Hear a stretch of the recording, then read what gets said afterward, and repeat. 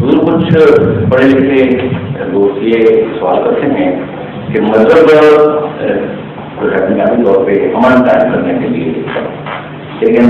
دیکھا ہی گیا ہے کہ ہسٹری میں مذہب جو بھی ہوا اس کے نتیجے میں بہت ساری جنگیں ہوئی، اس کی کیا ایکسپلینیشن یہ ہے کہ مذہب نے کس حد تک امن قائم کیا؟ یہ سوال ہے قرآن شریف نے سب سے پہلا سوال جو خدا سے کیا گیا ہے یہی بتایا ہے، اور وہ فرشتوں نے کیا تھا جو پڑھے لکھے لوگ تھے اس زمانے کے، اور انہوں نے یہی اعتراض کیا جب اللہ نے فرمایا کہ میں زمین سے خلیفہ بنانے لگا ہوں، تو آپ کو یاد ہوگا کیا سوال کیا تھا، کیا اعتراض اٹھایا گیا تھا۔ فرشتوں نے کہا کہ اچھا اس لیے کہ وہ زمین میں خون بہائے اور فساد برپا کرے، تو وہی پڑھے لکھوں کا سوال آج بھی جاری ہے، اور وہی جواب ہے اس کا، اس کو خدا نے دیا تھا کہ میں جواب کی ضرورت نہیں، کہ بالکل برعکس کام کی خاطر خدا بناتا ہے،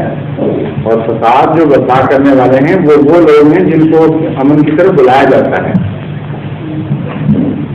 فساد کی وجہ سے خدا اپنے پیغمبر بھیجتا ہے فساد کو مٹانے کے لیے،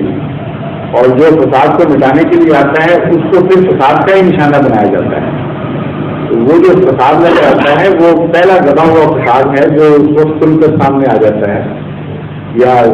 بغیر دبا ہوا بھی فساد ہوتا ہے۔ چنانچہ عام صلی اللہ علیہ وسلم کی بات کی بنیادی وجہ یہ فرمائی گئی قرآن کریم میں، ظاہر الفساد فی البر والبحر، کہ زمین بھی فساد سے بھر گئی اور مغلوب ہو گئی، اور تری بھی اور سمندر بھی فساد سے بھر گیا اور مغلوب ہو گئے۔ یہ اشارہ تھا اس پہلے اعتراض کی طرف بھی، اور اس کا جواب بھی اس میں تھا کہ جس آدم کو ہم نے بھیجنا تھا، جس کامل انسان کی تشریح کرنی تھی، وہ تو حضرت محمد مصطفیٰ صلی اللہ علیہ وسلم خاتم النبیین کی شکل میں پیدا ہونے کو ہوا ہے، اور وجہ اس کی یہ ہے کہ ساری دنیا فساد سے بھر گئی ہے، اور فساد کا جواب کیا ہے؟ امن۔ آپ کے مذہب کا نام کیا رکھا گیا؟ اسلام، اور امن پیدا کرنے والے کو کیا کہتے ہیں؟ مسلم، اس لیے آپ کے ماننے والوں کو مسلم کہا گیا۔ تو جواب تو پہلے دن سے ہی خدا تعالیٰ نے قرآن کریم میں رکھا ہوا تھا، اور اس کا جو جواب دیتے ہیں دشمن وہ بھی قرآن کریم نے شروع میں بیان فرما دیا ہے، کوئی چیز چھپا کے نہیں رکھی۔ فرمایا جب امن پیدا کرنے والے خدا کی طرف سے آتے ہیں تو فساد پہلے ہی ہوتا ہے، اور یہ غلط ہے کہ ان کی طرف فساد کو محسوس کیا جائے، ان کو ان کے پیغام کو مٹانے کے لیے پھر فساد برپا کیا جاتا ہے۔ اور جب یہ کہتے ہیں یا پیلا لہم لا تو صرف اٹھے جاتے مسلم ہوں، جب ان کو کہا جاتا ہے کہ تم فساد برپا نہ کرو، امن کرنے والے خدا نے بھیج دیے ہیں، تو جواب یہ دیتے ہیں ہم تو مسلم ہیں، جو تم فسادی ہو۔ تو وہ لکھنا اس کا جواب اللہ مسلم ولاکن لا یشعرون، خبردار فساد کرنے والے وہی ہیں لیکن ان کو شعور نہیں ہے اس بات کا۔ تو جب شعور مٹ چکا ہو اس وقت ان سے بحث اب کیا کریں گے؟ بحث کی گنجائش تو شعور کے نتیجے میں ہوتی ہے، اور یہ فساد کی سب سے بڑی حالت ہے جو قرآن کریم نے بیان فرمائی ہے۔ بعض دفعہ جب مرد بہت پرانا اور مزمن ہو جائے تو مرد کا احساس مٹ جاتا ہے، اور جب احساس مٹ جائے پھر اس سے یہ بحث بھی نہیں ہوتی کہ تم مریض ہو علاج کراؤ، وہ کہتے تمہارا دماغ خراب ہوگا، میں مریض نہیں ہوں، میں بھی ٹھیک ٹھاک ہوں۔ چنانچہ اس بڑے ہوئے مرد کی طرف بھی آیتیں اشارہ کر رہی ہیں کہ فساد حضرت صلی اللہ علیہ وسلم اس وقت تشریف لائے جبکہ فساد حد سے کر چکا تھا، ہر جگہ غالب آ گیا تھا۔ جب آپ نے امن کا پیغام دیا تو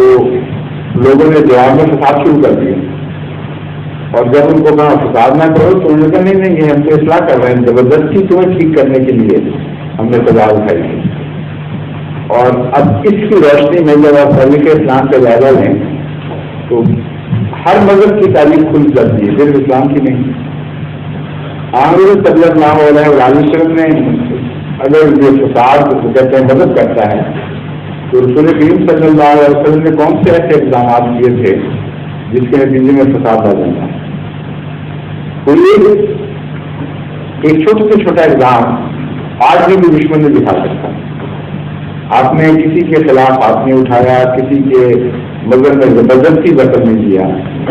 اکیلے سے کوئی فوج کشی نہیں کی ان کے اوپر، مجبوریت کی حالت میں مارے کھاتے ہوئے، دکھ اٹھاتے ہوئے، تانے سنتے ہوئے ان کو نیکیوں کی طرف دبایا، اور جواب میں انہوں نے کیا کیا؟ پتھر مارے، گھروں سے نکالا، زندہ آگ میں جلانے کی کوشش کی گئی، جانوروں سے باندھ کے چیز دیا گیا، گلیوں میں گھسیٹا گیا، اور کہتے ہیں مذہب فساد پھیلاتا ہے۔ مذہب کو مٹانے کے لیے فساد پیدا ہوا تھا، نہ کہ مذہب کی طرف سے فساد پیدا ہوا۔ اور جب ان کو کہا جاتا تھا کہ تم فساد نہ کرو، کہتے نہیں ہم تو اصلاح کرتے ہیں۔ آج وہ تو 1400 سال تاریخ پہلے رہ گئی، اب آپ پاکستان میں دیکھیں کیا ہو رہا ہے۔ احمدیوں کے ساتھ وہی سلوک کر رہے ہیں، اسی کرنے کی خاطر، اسی کو دبانے کے لیے۔ اور جب ان کو کہا جاتا ہے کہ فساد نہ کرو، کہتے نہیں ہم تو اصلاح کرنے والے ہیں، انما نحن مسلمون، ہم تو تلوار کے زور سے تمہارے سینے میں ایمان داخل کر کے دکھائیں گے، اور تمہارے سینوں سے میں ایمان داخل کرنے کا مطلب ہے کہ کلمہ نوش میں تمہارے سے۔ اور لا شعور وہی کیفیت ہے، عقلیں ماری گئی ہیں، ان کو سمجھ ہی نہیں آ رہی کہ وہ کیا کر رہے ہیں اور کیا مطالبے کر رہے ہیں، اور ہر اس چیز کی نفی ہے جس کو حضرت صلی اللہ علیہ وسلم لے کے دنیا میں آئے تھے،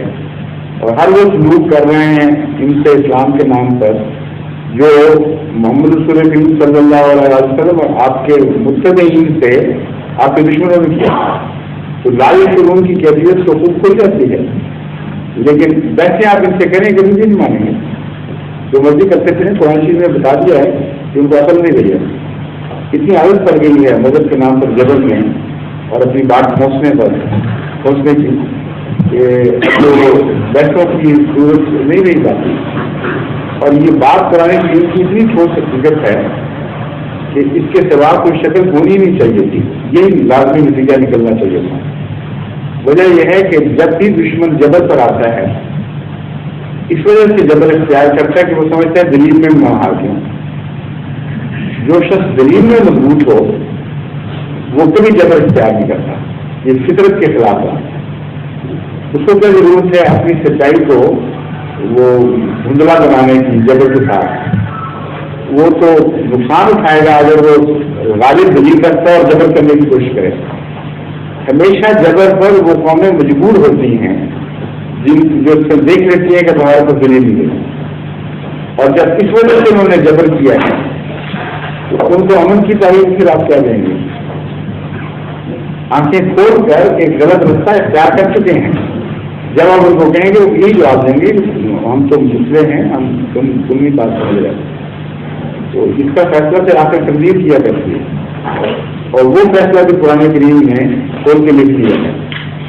لے جانے کا من ہلا کام بینا یا من حیام بینا۔ یہ جو مقابلے کی ترتیب جاری ہو گئی ہے، اس میں خدا تعالیٰ کی طرف سے یہ فیصلہ ہے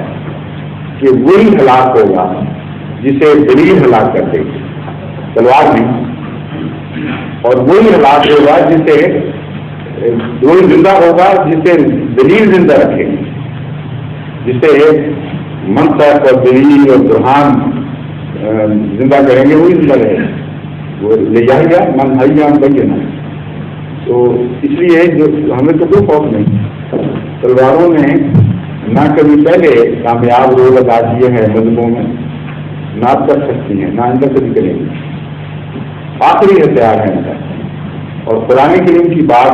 غالب آئے گی ان کے اوپر اور ان کی دلالی ٹوٹ جائیں گی، کیونکہ قرآن کریم نے تو دلیل یہی دی ہے کہ آخری فیصلہ یہ فرمایا کہ جو بھی کبھی دلیل رکھتا ہے جس کے پاس بھی غالب ثبوت ہیں وہ لازم غالب آئے گا، جو مرضی کر لیں، جس کی دلیلیں کمزور ہیں اس میں ہارنا ہے۔ اور یہاں واضح کر دیا کہ دلیلیں کمزور والا تلوار بھی پکڑ لے گا، وہی پکڑا کرتا ہے، لیکن تلوار کا کام رہے گی۔ تو فساد پرسپیکٹو میں دیکھیں تو سارا مذہب کے دشمنوں کی طرف سے ہوتا ہے، نہ کہ مذہب لانے والوں کی طرف سے یا مذہب کی پیروی کرنے والوں کی طرف سے۔ جی تمہاری فوکس ہے ظہور مہدی آخر